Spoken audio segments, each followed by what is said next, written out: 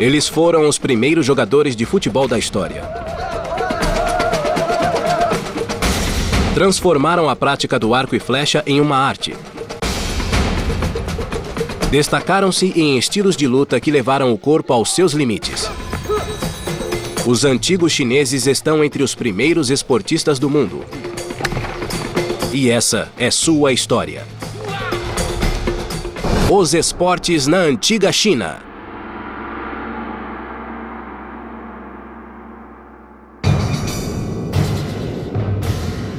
A China se tornou uma das potências econômicas do século XXI. Líder em numerosas áreas, também se destaca nos esportes e sediará as Olimpíadas de 2008.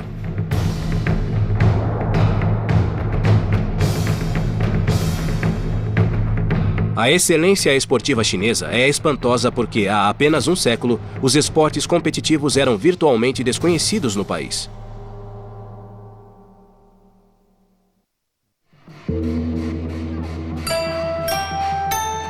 Os chineses estão entre as principais civilizações mundiais, famosos por suas invenções e apreço pela cultura. Mas os esportes não eram muito presentes na China antiga, o que não significa que não existissem.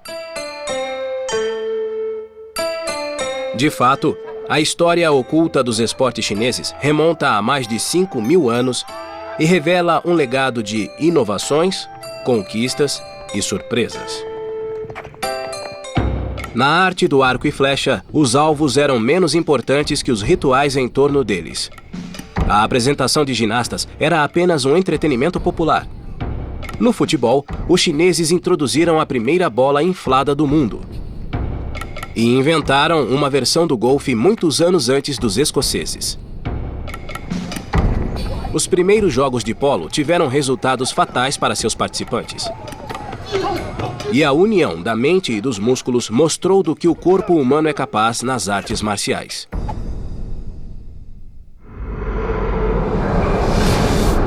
Arco e flecha. O arco e flecha é uma das mais antigas atividades humanas. Muito antes de se tornar um esporte, era um meio de sobrevivência.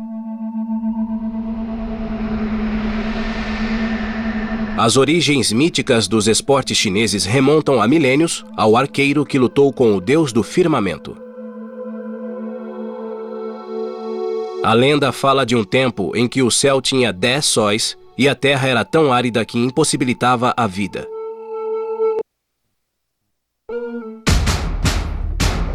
Para salvar a terra, o lendário arqueiro Hu Yi foi chamado para derrubar os ardentes sóis.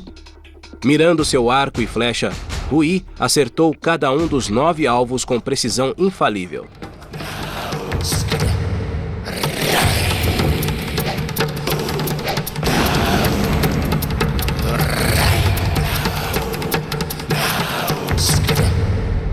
Hu Yi poupou um sol para fornecer luz à Terra e se tornou o primeiro campeão da China, o herói que salvou o mundo.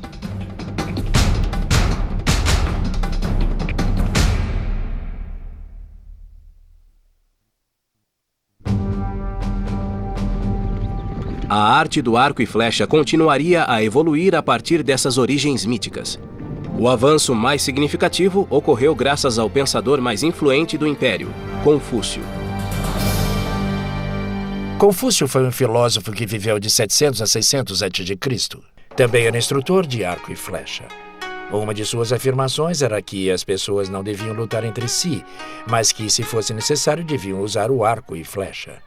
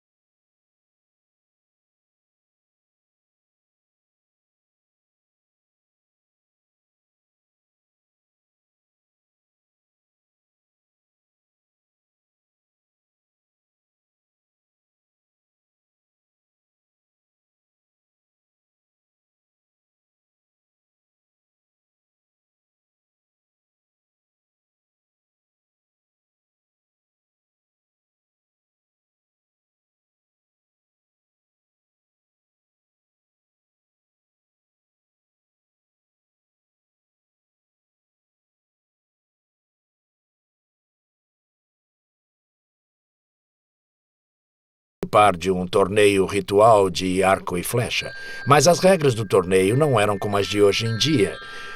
Precisavam mostrar habilidade de modo muito refinado, seguindo o ritmo da música. Realizavam cerimônias de purificação e precisavam mostrar respeito aos mais velhos ao redor deles, inclusive, se necessário, deixando de vencer um arqueiro mais velho na competição.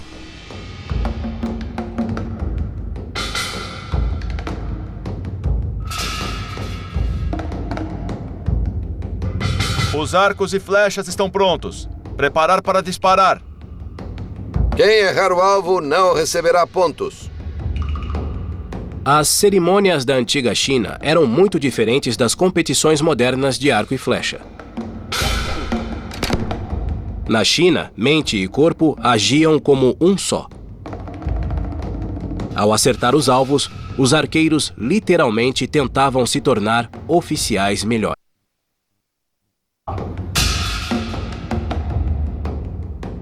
Além disso, as competições de arco e flecha eram acompanhadas por bebedeiras. Desfrutem das bebidas. Depois das competições, havia banquetes onde todos comiam e bebiam. Era uma atividade muito popular, além de ser uma importante parte do ritual. Quando observamos as competições modernas de arco e flecha, notamos que os atletas abaixam o braço que puxa o arco para erguer a trajetória da flecha quando o alvo está a 70 metros de distância.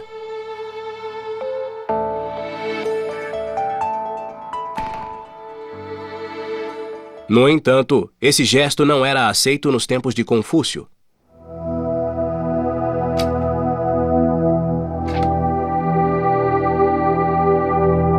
Quando o arqueiro puxava o arco, o cotovelo precisava ficar muito reto para que uma tigela de água fosse colocada sobre ele sem derramar nenhuma gota. Então, para acertar o alvo, o arqueiro confuciano precisava fortalecer muito o braço. Mas com isso, o alcance da flecha também era reduzido.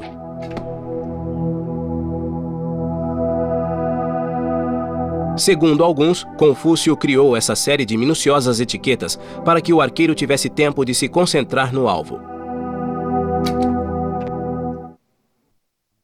Alguns se cansaram da longa cerimônia, pois queriam começar o banquete o quanto antes. Por isso, inventaram um jogo chamado Tohu, em que se jogava uma flecha dentro de um pote. Às vezes, quando chovia forte ou quando alguns arqueiros não podiam participar da competição, eles se sentavam ao redor de uma garrafa de vinho vazia e começavam a tirar flechas dentro dela. Às vezes, para aumentar a dificuldade, colocavam grãos escorregadios dentro do pote. Se os jogadores atirassem a flecha com muita força, os grãos a faziam ricochetear. Os primeiros potes eram muito simples, mas com o tempo adquiriram formas extraordinárias. Mas depois da dinastia Song, em cerca de 1000 depois de Cristo, o jogo acabou. Indícios arqueológicos sugerem que os chineses inventaram o arco e flecha para caçar há mais de 28.000 anos. Hoje, em Pequim, a arte da manufatura desses artefatos continua viva. Descendente de uma família que fabricava arcos e flechas para a nobreza desde a dinastia Qing, Yan Fuji faz parte da 10ª geração de artesãos. Para fazer um arco tradicional, Yan Fuji aquece o bambu lentamente para que adquira a curvatura necessária.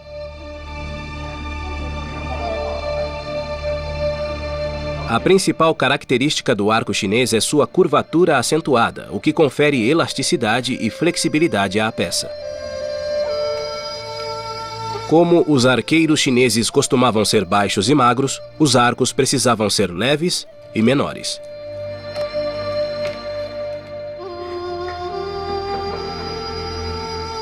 Os soldados demonstraram a eficácia mortal dos arcos durante o período dos Estados Guerreiros. Foram 255 anos em que 230 guerras foram travadas. Estima-se que 10 milhões de pessoas pereceram neste longo período de conflitos violentos. No final dos Estados Guerreiros, em 221 a.C., a China finalmente se unificou sob a liderança do primeiro imperador, Yin Jian. Um fator fundamental para a supremacia do exército do imperador foi a invenção da besta, uma arma que tinha grandes vantagens sobre o arco tradicional.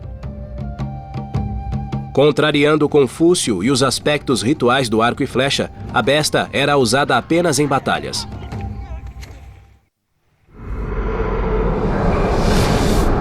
Jogos com bola.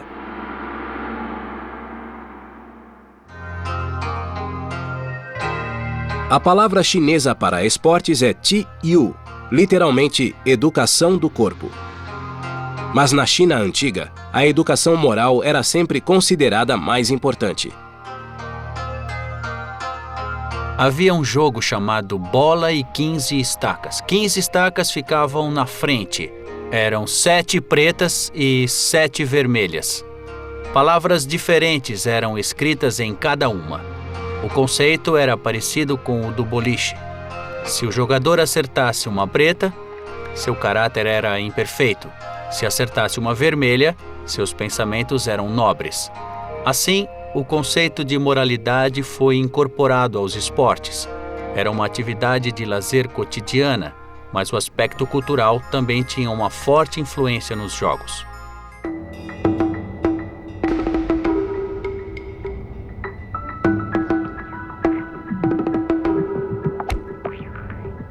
Acredita-se que o golfe tenha origens escocesas ou holandesas, mas um terceiro grupo acha que o jogo tem raízes chinesas.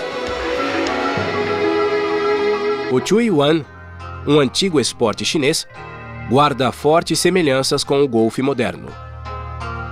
10 tacos diferentes eram usados e, como hoje em dia, o jogo era praticado pelos mais ricos.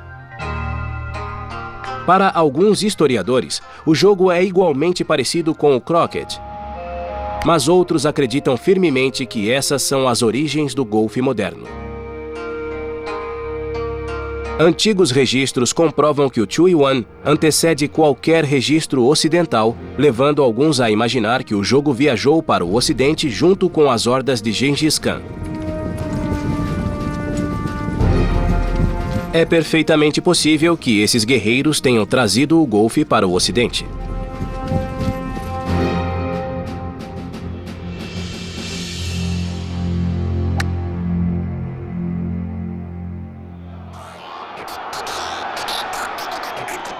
O jogo mais popular do mundo também parece ter se originado no antigo Império Chinês.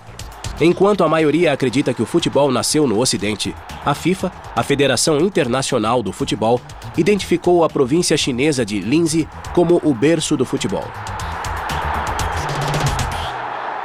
Na China, a história oficial do jogo remonta a 2.300 anos e, incluindo as lendas, há mais tempo ainda. O jogo, hoje conhecido universalmente como futebol, era então designado por seu nome chinês, Chuji. No começo, o Chuji era parte do treinamento militar devido ao vigor com que era jogado no período dos Estados Guerreiros. Depois, o popular jogo passou do exército para a corte real e para a elite, proporcionando grande prazer aos imperadores.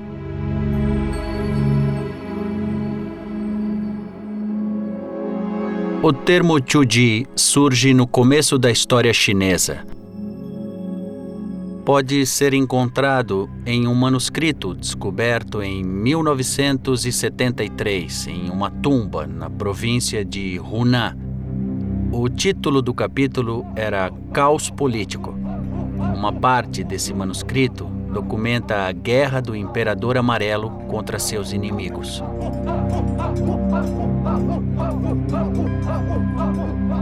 A disputa com seu adversário, Tiu, terminou em vitória. Para extravasar a raiva, o imperador o decapitou. Mandou seus homens chutarem a cabeça como se fosse um jogo. O termo Chuji foi usado nesse manuscrito para descrever a cena.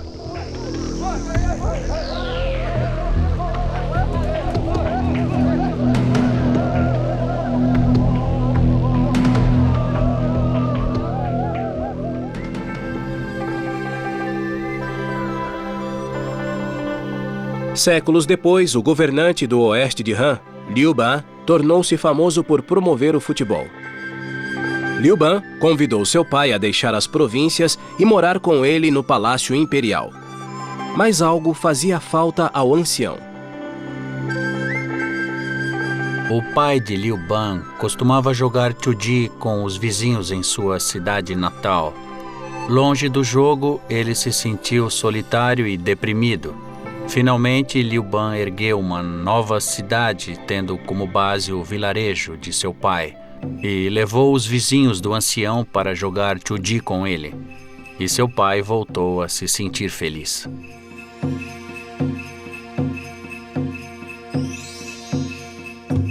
Os jogos de futebol eram disputados dentro do Palácio Imperial e seguiam uma série de regras padronizadas. Uma área chamada Jijian, ou Cidade do Futebol, foi criada especialmente para os jogos de Tzu-Chi. Media 48 metros de comprimento e de largura e tinha 6 buracos de gol em cada extremidade.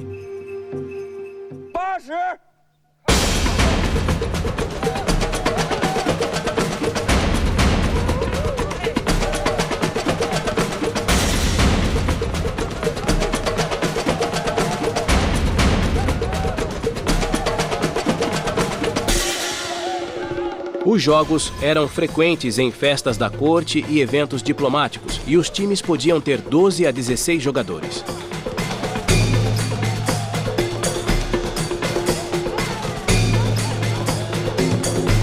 Tal como o futebol moderno, o Tzu-Chi da dinastia Han proibia que os jogadores tocassem a bola com as mãos, já que na época a bola significava dignidade. No entanto, o jogo em si não era muito digno. Jogado de modo muito agressivo, não era um passatempo para covardes.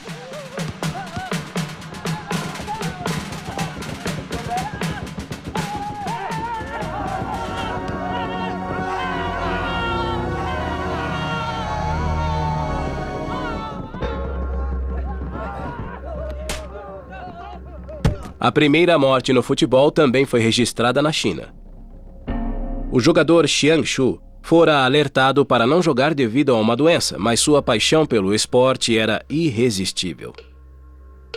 Após um jogo difícil, Xiang Shu desmaiou e não recuperou mais os sentidos. Foi o primeiro jogador vitimado pela febre do futebol.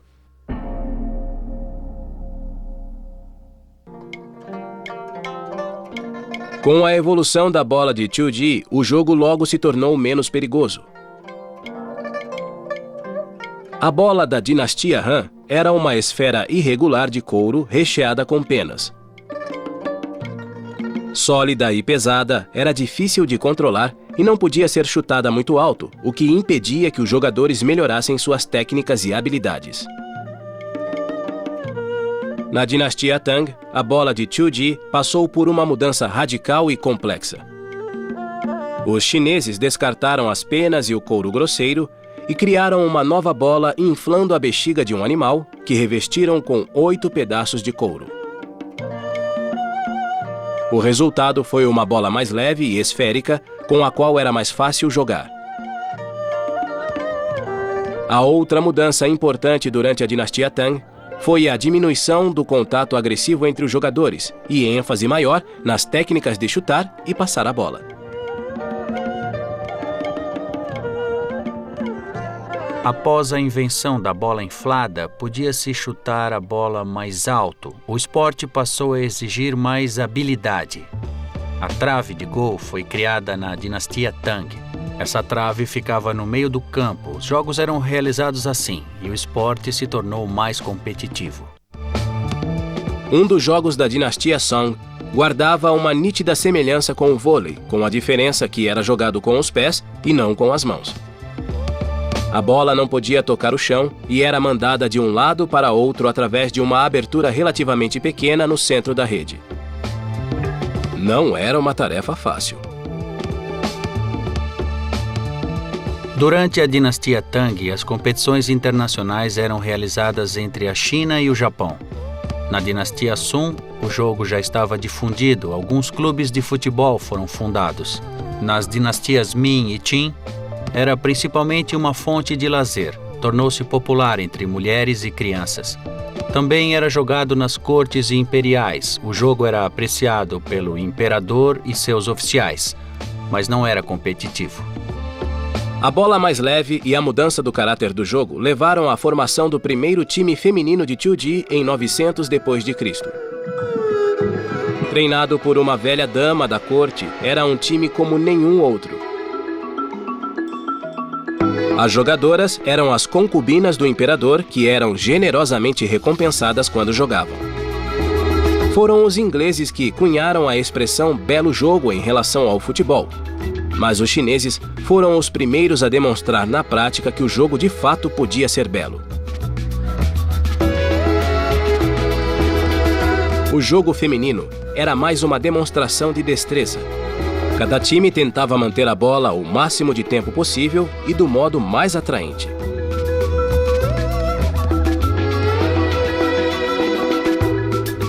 No entanto, a coordenação e o trabalho em equipe das mulheres influenciaram os times masculinos, levando-os a jogar melhor. Um dado curioso. Segundo historiadores, uma garota de 17 anos certa vez venceu um time inteiro de soldados.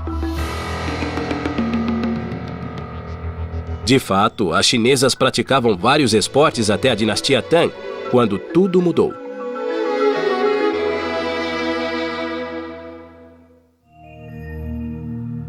Na sociedade patriarcal chinesa, o destino das mulheres era decidido pelos caprichos masculinos, e nem todos os imperadores se compraziam em ver as damas da corte jogando 2D.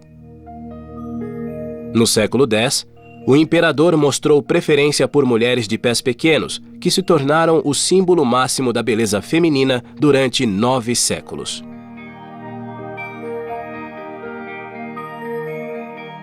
Meninas de 10 anos tinham os pés firmemente amarrados para que não crescessem mais que 10 centímetros.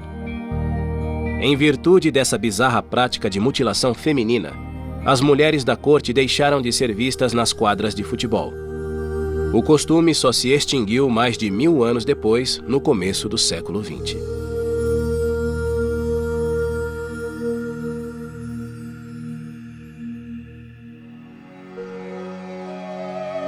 Para os homens, pouco mudara, exceto a qualidade da bola de futebol. No século XI, artesãos chineses descobriram como tornar a bola uma esfera quase perfeita. O tamanho e o peso da bola foram padronizados para os jogos. Passou a se parecer com a bola de futebol moderna, 300 anos antes de os britânicos a desenvolverem.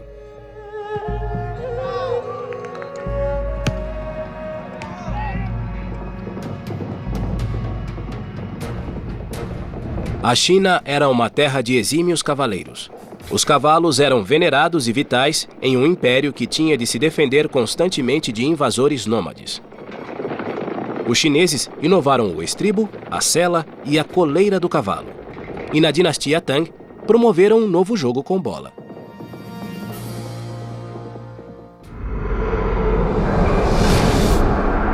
Polo.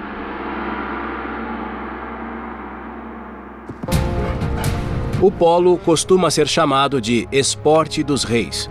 E, historicamente, essa descrição parece ser correta quando consideramos suas antigas origens chinesas. Mais da metade dos 21 imperadores da dinastia Tang tinham paixão por polo, e o mais aficionado de todos era o imperador Li Longji. O Tibete outrora se chamava Reino de Tubo. Seus habitantes eram cavaleiros nômades muito versáteis que cavalgavam com naturalidade. Bola, em tibetano, é pulo, uma palavra que se refere ao cânhamo usado para rechear a bola. E esta seria a origem da palavra polo. Em 709 d.C., o reino tibetano enviou emissários à capital da dinastia Tang para escoltar uma princesa chinesa até o reino onde se casaria. Antes de partir, os tibetanos foram convidados a um jogo de polo com o time do imperador chinês. Os agressivos nômades impuseram uma derrota arrasadora aos chineses, humilhando o imperador.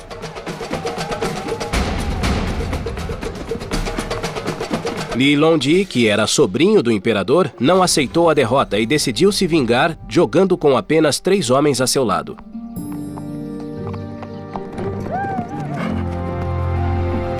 Os estudiosos de esportes imperiais contam que os jogadores de Li Longji, embora em desvantagem de 2-1, tornaram-se heróis triunfando sobre os tibetanos e devolvendo a honra ao imperador da China.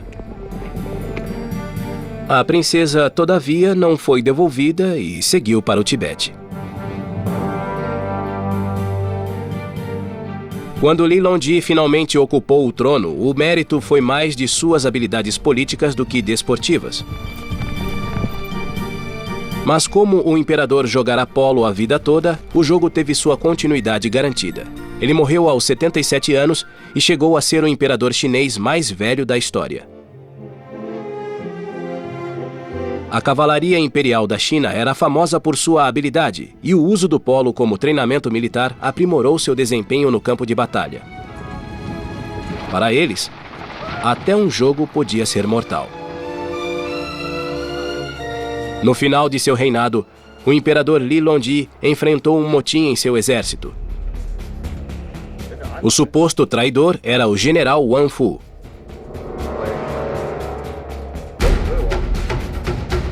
Sem provas suficientes para enfrentá-lo, o imperador decidiu se vingar da melhor maneira que conhecia: com um jogo de polo.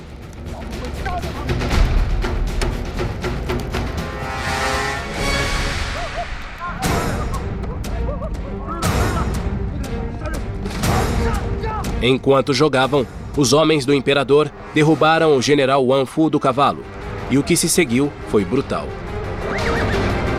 Ele foi pisoteado pelos cavalos e teve o crânio esmagado pelos tacos de polo.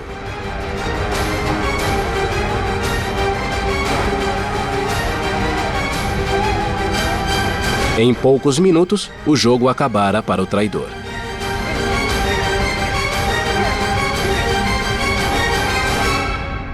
Os chineses discutiram as origens do polo. Acreditavam que o esporte nascera na região do Rio Amarelo. A popularidade do polo da dinastia Tang se espalhou pelo mundo através da Rota de Seda e se disseminou pelo globo. Como os chineses e os tibetanos, a cavalaria do Império Britânico também adotou o polo durante a ocupação colonial da Índia. Foram eles que o chamaram de esporte dos reis, ignorando o fato de que fora o esporte de imperadores chineses durante muitos séculos.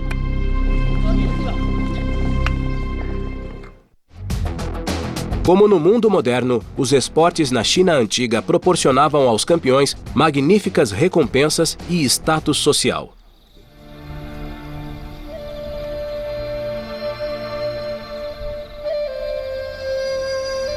No século VII d.C., um nobre mandou pintar um pavão no portão de sua casa. Estipulou uma distância a partir do portão e declarou que o homem que conseguisse acertar uma flecha em cada olho do pavão ganharia a mão de sua adorada filha. Quem aceitasse o desafio teria apenas 2 flechas à sua disposição. A donzela tinha uma excepcional beleza e era de uma família muito respeitada.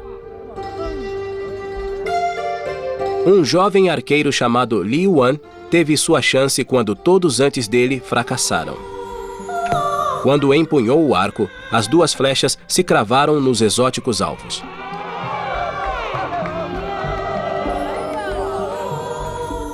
Como prêmio, Li Yuan recebeu uma linda esposa e tornou-se um cidadão admirado.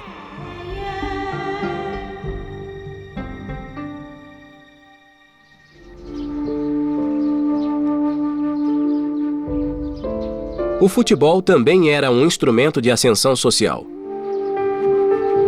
Um estudioso chamado Liu Sanfu foi a versão chinesa de David Beckham e usou seu talento para chamar a atenção do primeiro-ministro, um entusiasta do Qiuji. Liu esperou defronte à mansão do primeiro-ministro todos os dias até que uma bola veio em sua direção. Liu devolveu a bola e aproveitou a oportunidade para mostrar sua habilidade.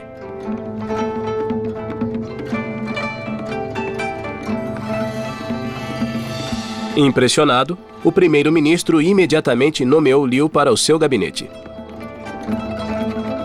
O futebol na dinastia Song abria portas e preparava o terreno para o futuro.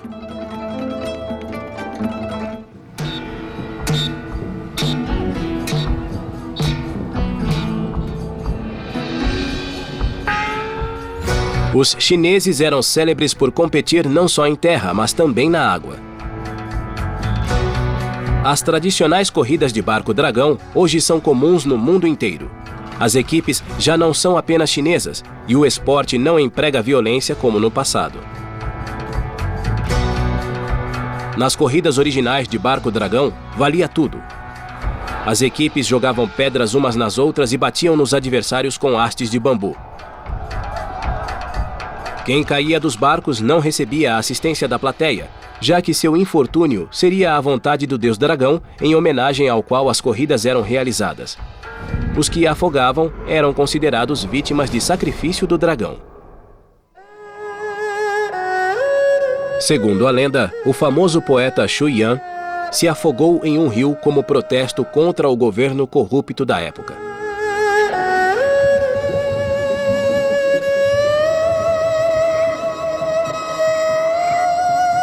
O poeta era tão amado pelos habitantes que estes saíram em barcos batendo tambores para espantar os peixes e alimentando-os com bolinhos de arroz que jogavam na água para que não comessem o corpo de Xu Yan.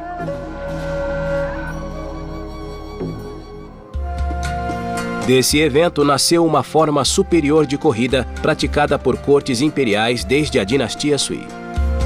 Os barcos eram imensos e decorados. Chegavam a 67 metros de extensão, 3 andares de altura e podiam ter até 120 cabines. As corridas eram eventos exclusivos da realeza e ocorriam em amplos canais. Antes da corrida, os chineses despertavam o espírito do dragão quando o sacerdote pintava seus olhos. Um tambor fornecia o tempo e o ritmo para os remadores.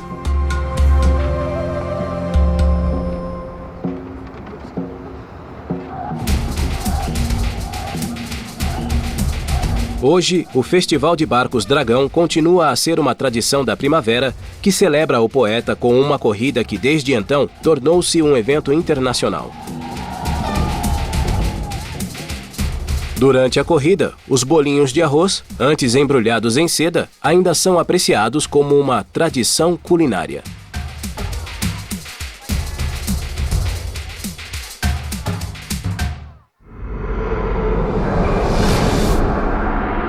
Artes performativas.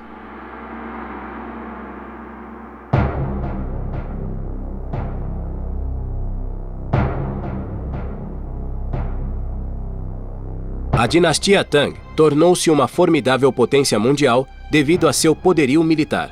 Mas a dinastia Song, que a sucedeu, construiu a economia mais pujante do mundo ao controlar 50% do mercado mundial e representou a civilização mais avançada da China.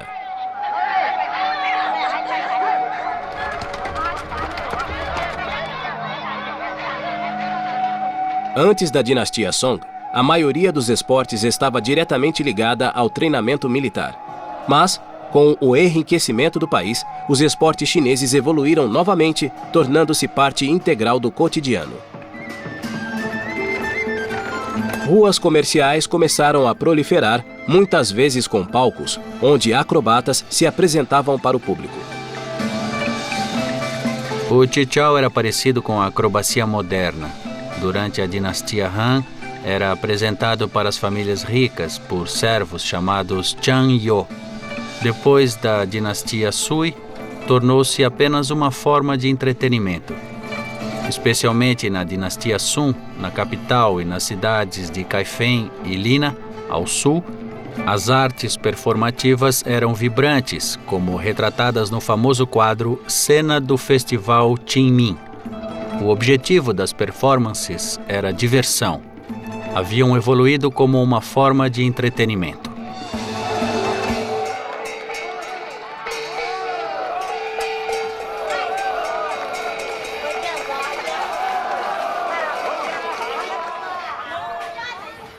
A cultura do esporte tornou-se parte do dia a dia da comunidade.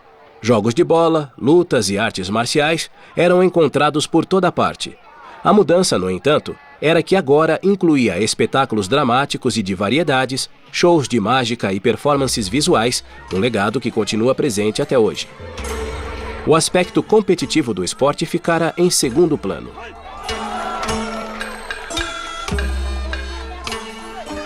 Mesmo assim, os chineses continuaram a levar seus corpos ao limite. Os artistas faziam tudo para atrair o público, exibindo feitos incríveis de força e habilidade. A ginástica, esporte em que os chineses hoje se sobressaem, nasceu com os artistas de rua da dinastia Song, uma tradição de excelência que celebra admiráveis ancestrais. Artes marciais.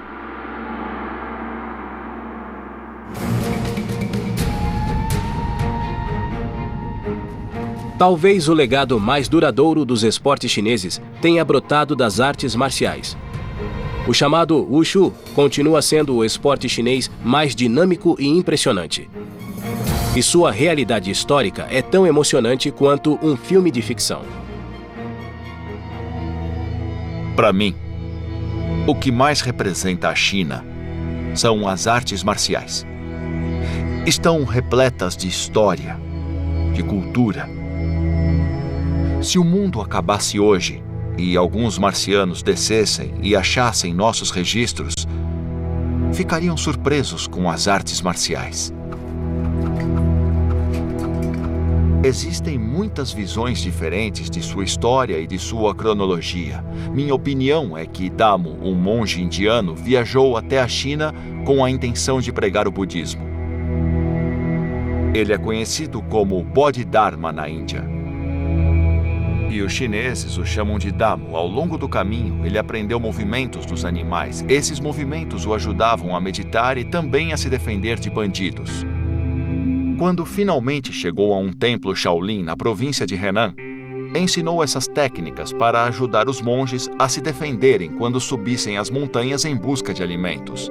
Então, as artes marciais, no sentido estrito, começaram no templo Shaolin.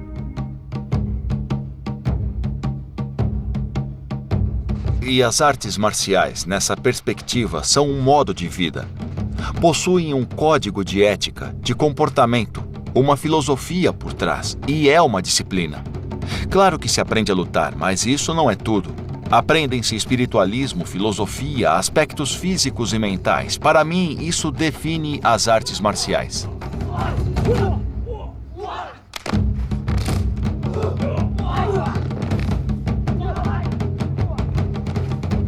Todos os dias, perseveramos em nosso treinamento. É muito duro. Acordamos às 5 da manhã e vamos treinar nas montanhas Songshan. Estamos sempre lá de manhã, corremos até o corpo ficar coberto de pó. É assim que treinamos, diariamente.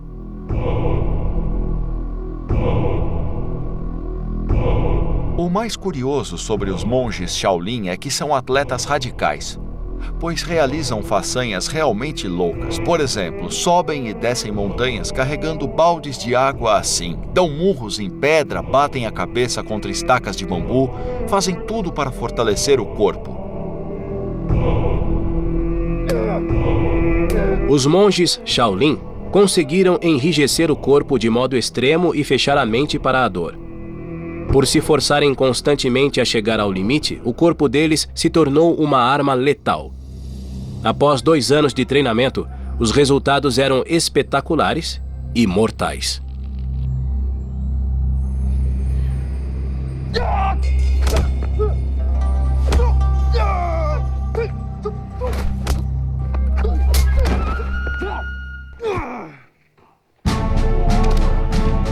Além de usar o corpo, os monges eram muito inventivos e treinavam com todos os tipos de equipamento.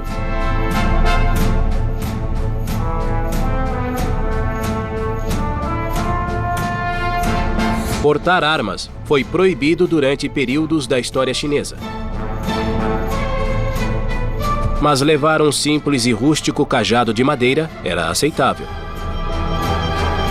Parecia uma arma inócua, e como os combates com bastões se harmonizavam com os conceitos budistas, foram adotados pelos monges Shaolin. Era um acessório eficaz para o Kung Fu, uma versão própria do Wushu chinês. Para treinar com o bastão, é preciso saber manejá-lo. Para este bastão, há movimentos como apanhar, apontar, quebrar, varrer, perfurar e erguer. São esses movimentos.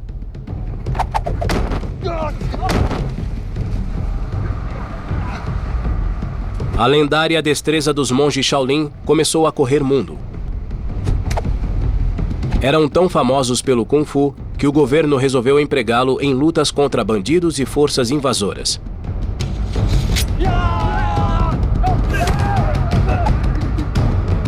De fato, os monges Shaolin eram defensores dedicados e eficazes, e sua capacidade de luta veio a calhar em muitos momentos.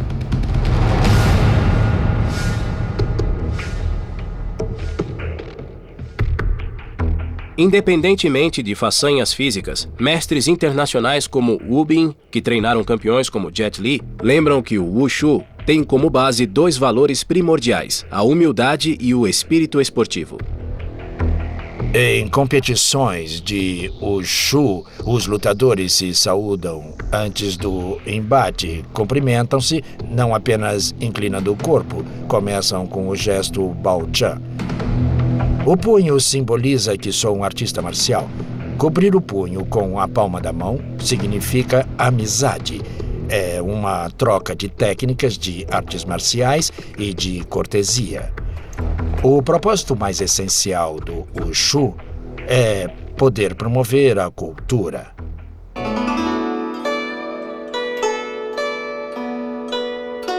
Com o tempo, as artes marciais incluíram estilos menos árduos, como o Tai Chi e o Qigong, voltados para a melhoria da circulação sanguínea e do fluxo de energia. Os chineses escreveram manuais de saúde que registravam técnicas de exercícios e benefícios resultantes. Desde 2700 a.C., eles já sabiam a relação entre a saúde e os exercícios físicos. Graças a inovações como a acupuntura e o uso de ervas medicinais, os chineses tinham a medicina mais avançada também na área esportiva. Os chineses acreditavam que o Qi-Yu, ou aperfeiçoamento físico, além de levar à glória esportiva, alimentava e aprimorava o espírito. A crença nesse poder sutil refletia a filosofia de vida chinesa. Os chineses priorizavam o autoaprimoramento nos esportes, mas havia uma exceção.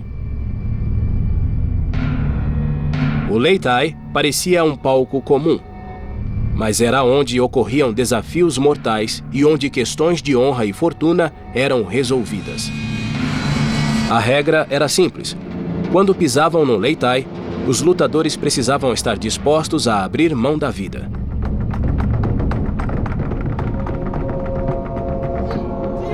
Tendo matado 60 homens com as próprias mãos, Ouyang Yin era uma lenda do Lei Tai.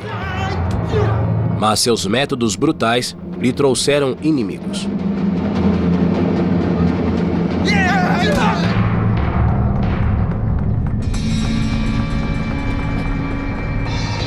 Um lutador chamado Hu Yanqing apresentou-se para desafiar Ouyang. Achava que este violara o código do Wushu. E já estava na hora de alguém buscar um acerto de contas. Se vencesse, Hu se tornaria o novo campeão popular. Se perdesse, morreria.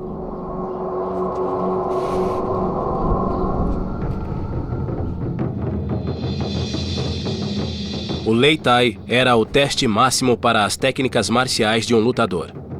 Os vencedores eram selecionados como guarda-costas da corte imperial. Muitos perdiam dentes, outros ficavam cegos ou tinham os ossos esmagados. Os confrontos eram tão fatais como os combates dos gladiadores romanos.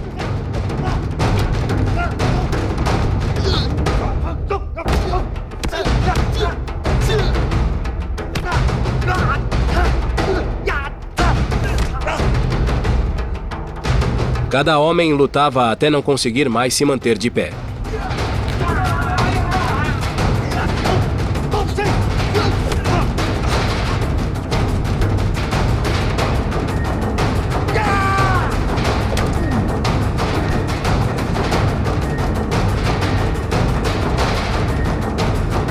Para os lutadores que se feriam na arena, não havia esperança.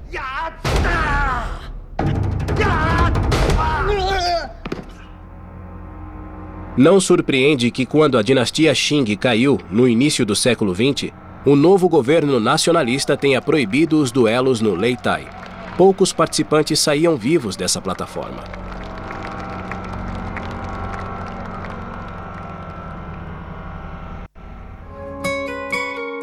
Nas últimas fases da dinastia Qing, os esportes chineses entraram em declínio quando as artes marciais, o arco e flecha e eventos esportivos sofreram proibições. A cultura esportiva da China sempre floresceu em tempos de prosperidade, mas demoraria muito para que esses tempos voltassem.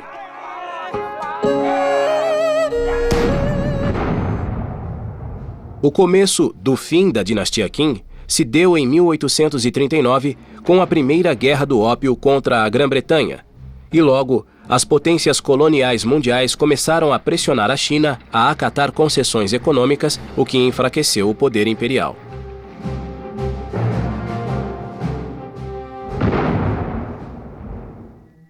No final da dinastia Qin, houve um aumento da influência da cultura ocidental. Os esportes ocidentais sempre foram competitivos, ao contrário dos esportes chineses, que sempre enfatizaram o lazer ou o entretenimento. Uma das características únicas dos esportes chineses é terem evoluído da competição para o entretenimento. A partir de então, os esportes chineses diminuíram gradualmente. Os arqueiros imperiais deixaram de existir em 1901. O arco e flecha passou a ser visto como uma relíquia do passado e logo desapareceu.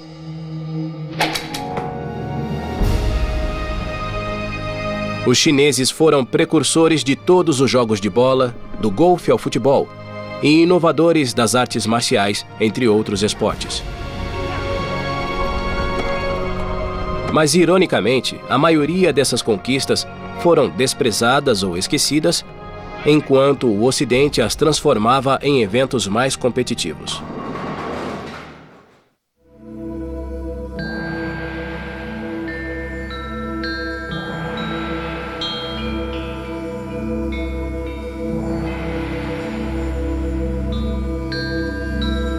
Alguns perguntam se Confúcio teria sacrificado o desenvolvimento físico em prol das sementes do intelecto, ao priorizar a harmonia em vez da competição. Durante esse período, a glória esportiva era irrelevante para a elite dominante e, portanto, para as massas. Com a chegada do século XIX, o povo continuava satisfeito. Para eles, nada mudara em milhares de anos e nem precisava mudar.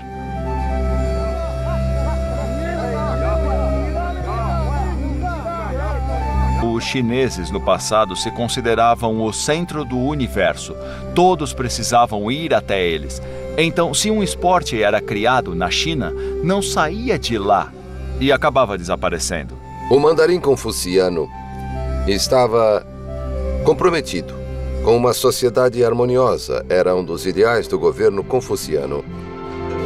Em tal sociedade, não se deve incentivar qualquer competição ou agressividade.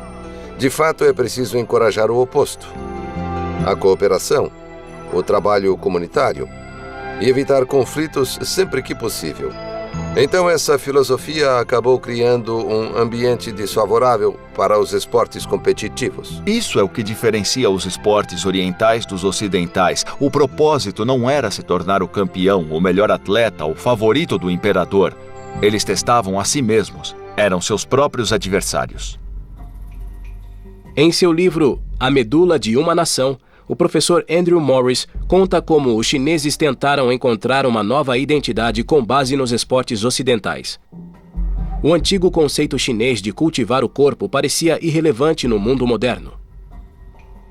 No início do século XX, a imagem chinesa era vista como fraca e antiquada comparada ao novo ideal ocidental de perfeição física.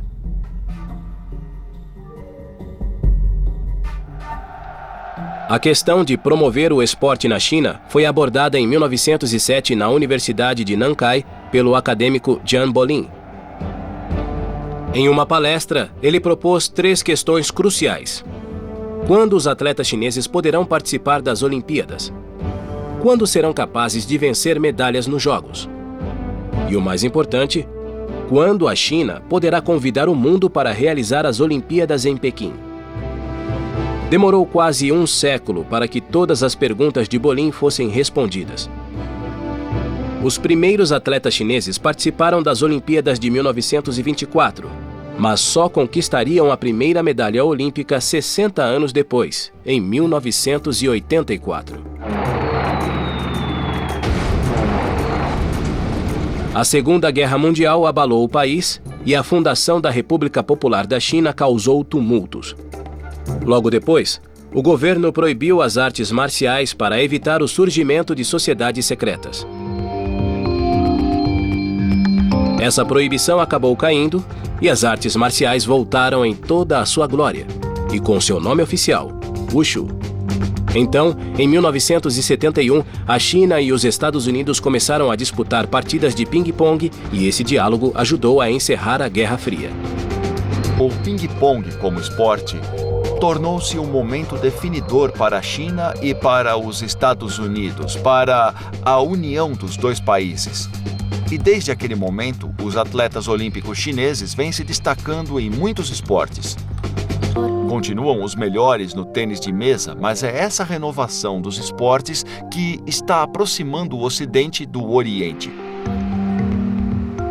A China recuperou a estabilidade interna e, ao restabelecer sua força econômica, voltou a se unir à comunidade esportiva internacional nos Jogos Olímpicos. Hoje, na China, a excelência esportiva é uma expressão do orgulho nacional.